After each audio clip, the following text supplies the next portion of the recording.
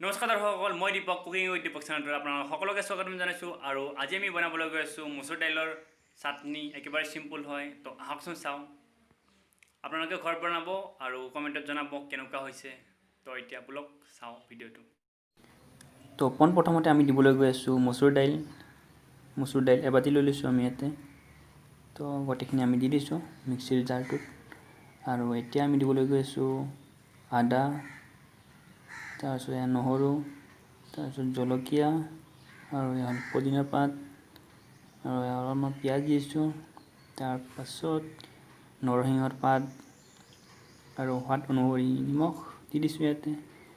তাৰপাছত তেল, আৰু এতিয়া আমি ঢাকনিখন লগাই কিনে গোটেইখিনি মিহিকৈ গুড়া কৰি ল'ম। সেয়া আমি মেচিনটো ষ্টাৰ্ট কৰিছোঁ আৰু এয়া হৈ গ'ল।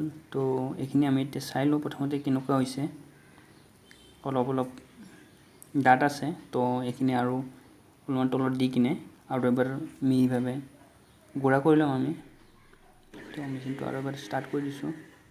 তো এয়া চাওক, এতিয়া ধুনীয়াকৈ মিহি হৈ গৈছে আমাৰ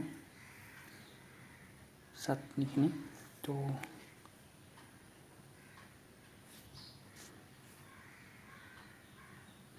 এতিয়া এইখিনি চাওক কি ধুনীয়াকৈ মিহি হৈ গৈছে। এটা বাতিত এতিয়া আমি ওলাই লওঁ।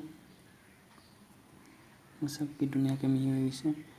তো আপোনালোকেও ঘৰত ট্ৰাই কৰিব আৰু জনাব কমেণ্টত। আৰু এতিয়া আমি দিম পদিনাৰ পাত।